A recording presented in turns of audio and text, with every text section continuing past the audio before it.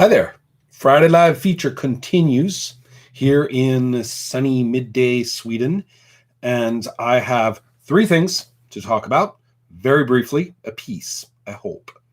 The first one is the least fun, and that is to give basically an acknowledgement to all the parents through all these years of social media who have felt that they have to put on a fun, happy, successful parenting, wholesome family, look at my kids' progress. Oh, this was sort of cute and annoying, wasn't it? Sort of thing, when the fact is it's really freaking stressful and can really wear you down and can make you just at the worst bottom end of the ordinary spectrum. So I'm not really talking about clinical crashes. I'm just talking about feeling really bad. And I've seen no one, and I mean nobody, post about that. I've seen nobody talk about it. I've seen nobody share about that. It's not done. So let me tell you, if you've experienced that, and especially if you've experienced frustration at not really being able to casually express it, I don't mean like going to a therapist or something. I just mean the same way you share your food on social media, the same way you post, your little landscape, or you post sort of your, you can do all of the permitted negative feels. Oh, I feel bad because I did something good and I can't praise myself for it. So now I feel worse than ever. Then everybody comes and gives hugs and icons and stuff. And that's really wonderful and all. But there's a very narrow range of permitted, bummer feels allowed in social media. And I'm saying here, when you're feeling something else, specifically the thing I'm talking about, I know. I really do. All right. So that's the first thing. And the second thing has to do with, I guess, a little bit more pop culture stuff. And it is because through the process of unboxing, it's really crap because really a lot of boxes have been totally taken care of since moving here. And it's the purest, almost the purest coincidence that behind me you see boxes that make this place look like a barn or something. And it's not quite that bad. Okay. Just that's an ill-placed box. So anyway, though, of the unboxed stuff, I was happy to come across a lot of art. And a lot of it is from my role-playing publishing through the years. And a lot of it is stuff that I, bought in my cooler phase of life. And then there's stuff that people have given me. Well, anyway, one of my favorite artists ever is Von Bode. And look up Von Bode, okay? And so I have a bunch of prints and posters of his stuff, just prints and posters, not original art. And I found one of my favorite pieces, or I found all of it, but this is one of my favorite pieces, and warning, inappropriate, right? And let's see also if I can do this in a way that, makes it so you actually can see the piece. I'm going to have to back up a little bit. There we go. Okay.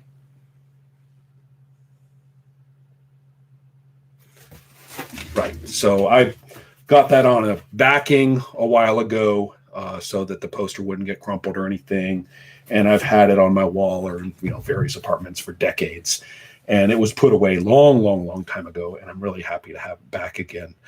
There's a whole bunch of those stuff like that from various different artists. It's mostly, arty pop culture stuff. There's even sort of a dorm feel to some of it. And here's one that isn't actually all that common. Now, some of you may recall that there was a movie called The Crow, but few of you perhaps have read the comics that it was based on from the late 80s, and that even mid 80s, I think, and that before, the kind of pop culture franchise, is that a word? The pop culture franchise identity was created, that the artist was considered extremely edgy and extremely out there. And this is a poster from an exhibition that he did in Chicago a long time ago when I was living there. The name of the poster, the name of the exhibition was the Atrocity Exhibition. Anyway, so yeah, there it was on Clark Street. And here's the poster from it. Ooh, it's all shiny. Sorry, there's back and there's stuff on it. But anyway, as you can see, it's got this sort of, it's a crow picture. And so, yeah, you can say, wait a minute, Ron, you've got like this woman in leather on a motorcycle. Well, a polktrudenous woman on a motorcycle in skin-tight leather, and then you have this unclad, arched back. You know, his hands actually aren't bound up there, but they kind of look like they might be. And so, you know, what kind of art are we talking about here, Ron? Well, you know, a lot of it's pretty, a lot of it's beautiful, a lot of it's fantasy, you know, science fiction-y stuff, and and there's a lot of that sort of thing in there too. So there you go. I used to have very interesting room. Okay, so here's another piece of art that I want to show you. Last one. There, getting it out of its pack there. Now, anybody who knew me during the 80s and 90s know that I would not shut up about a comic book called Grimm Jack, published by First Comics. And there you go. Tons of things to talk about. Restraining myself. Well, the people who, the writer lived in Chicago when I did, and we became friends, and very close friends, in fact. And so as the book proceeded through, you know, different artists and different storylines and stuff like that, there came along a sequence that was near and dear to me. And I saw a lot of this stuff getting done sort of, you know, in production rather than only in publication afterward. So I was really kind of close to the work experientially. So anyway, though, this is a page from a sequence where our protagonist has been, his characteristic scar has been cosmetically covered. He has been sort of brainwashed. He's been returned to the bosom of his utterly awful family in a, you know, beautiful suburban, you know, development, corporate environment, job. And, you know, the reader's going, oh, what happened to Grimm Jack? You know, oh my God. And they played it really well. So you actually were beginning to wonder, wait a minute, you know, is this actually the reality here? And I know this has been done a million times. This is actually a pretty good example of it. Well, anyway, though, there's a lot of scenes in his psychiatrist's office. And the psychiatrist, in fact, is modeled physically after the writer himself. He said, hey, make the psychiatrist look like me, right, for fun. And so that's what the psychiatrist looked like. And you got to really hate the psychiatrist, you know, after a while through the course of the story. He's really, really, really annoying. Oh, so helpful, you know, manipulative scenes. Anyway, everything goes all to shit. And without explanations, there's this huge violent scene in the psychiatrist's office where there are people, everybody's trying to kill everybody. And our protagonist, you know, has been completely traumatized and broken, but has also realized who he really is.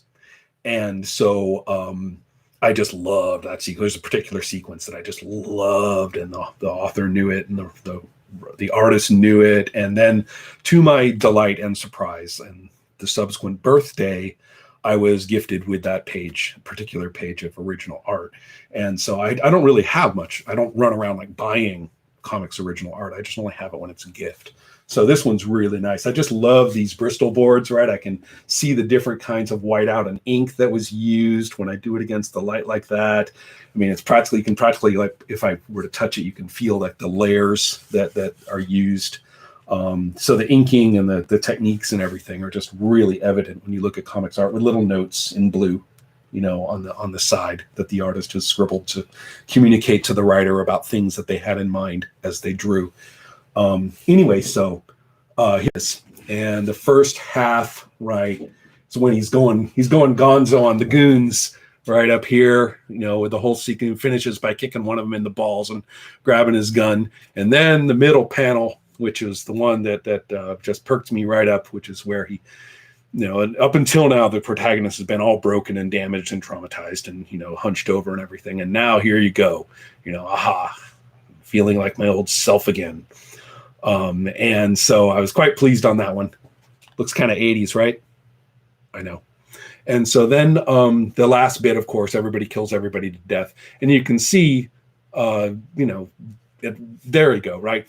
The last bit of the panel, that's the psychiatrist who's lying there dead. You don't actually see him take a bullet, but the writer explained to me he knew that psychiatrist had to die, and so to just make sure that we knew that he got his at some point during the course there.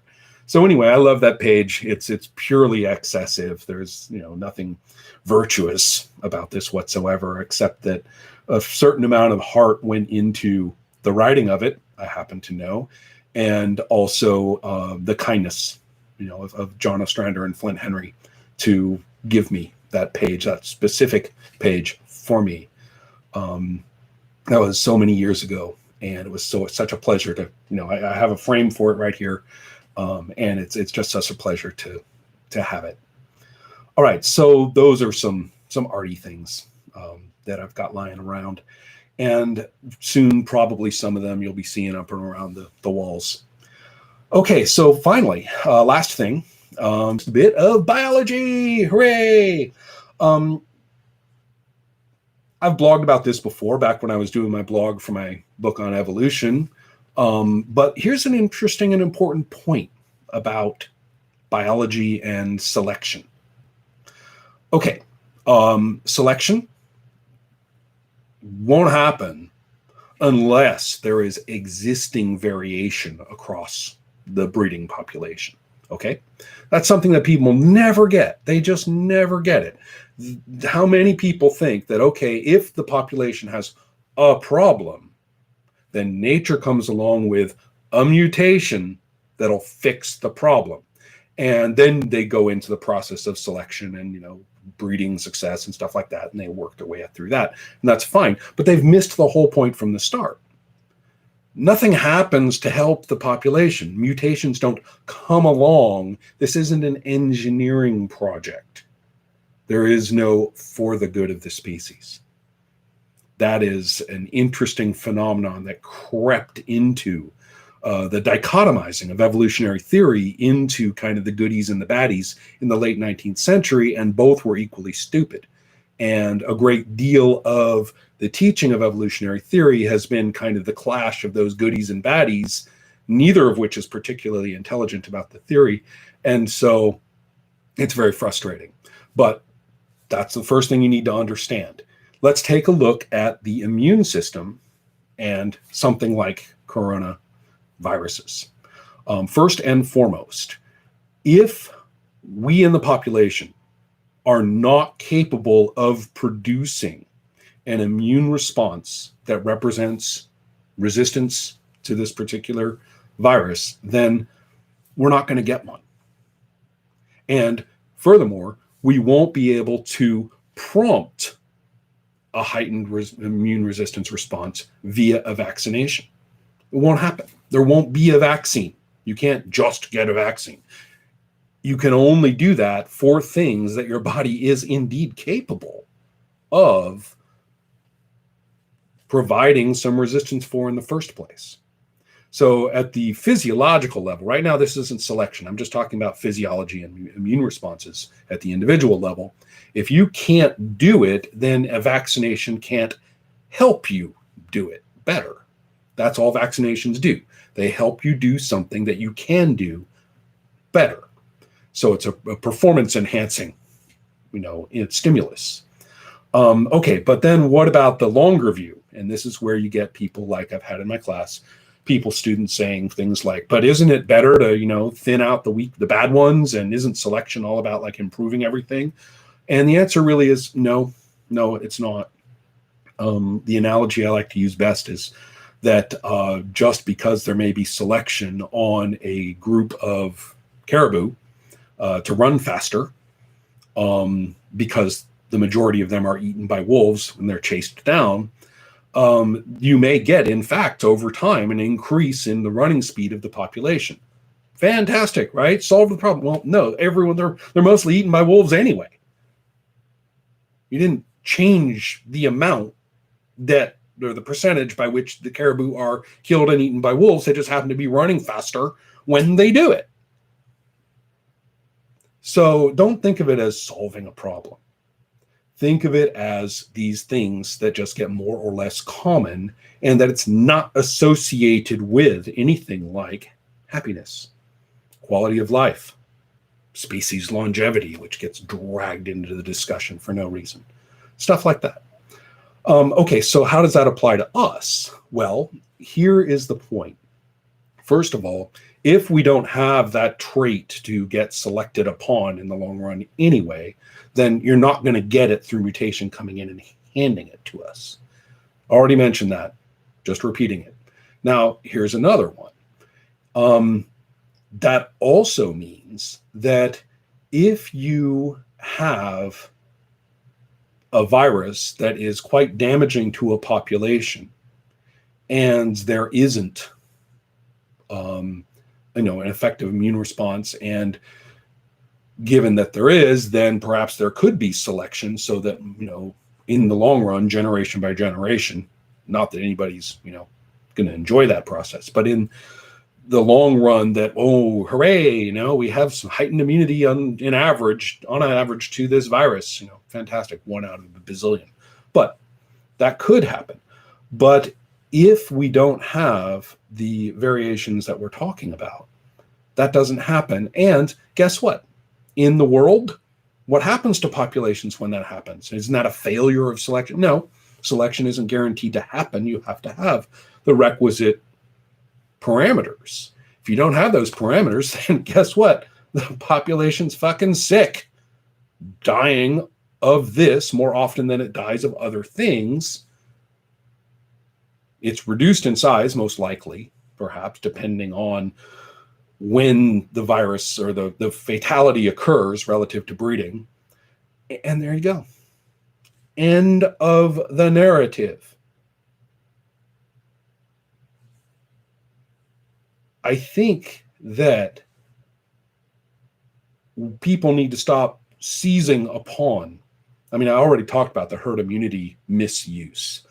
But people need to stop seizing upon these bromides, these fairly miserable notions of how biology works, and sort of seeking out, well, nature will do it, right? We'll let nature do a thing because nature does things, and carry on from there and seize whatever terms that run across your mental feed to throw up there. We already have problems with people being outright evil. All right. We've got major political figures influenced by the worst, not just, stupid alternative medicine, but the worst of destructive, harmful pseudo treatments, outright abuse called treatments. And we have major political figures actually standing up and touting them to people. We have started to see the worst of the bottom feeders appear with their notions of what's going on. And it's being picked up like wildfire. People are tired. People are desperate. People are confused, and people are uncertain about the future. And this is, my friends, where that stuff ramps up. Okay? The first part's a novelty. And you can post about, oh, yeah, so, I'm locked down. Boy, my kid's pain in the ass today. Then we move into the responses, and they're going to involve shootings. They're going to involve people doing horrible things with chemicals, for example, to their kids. They're going to involve people making an immense amount of money off of their grifts. We've already got all that really bad stuff going on. If you're inclined to talk rationally about these things, get the biology real. I would love to encounter some dialogue about that. All right, everybody, take care.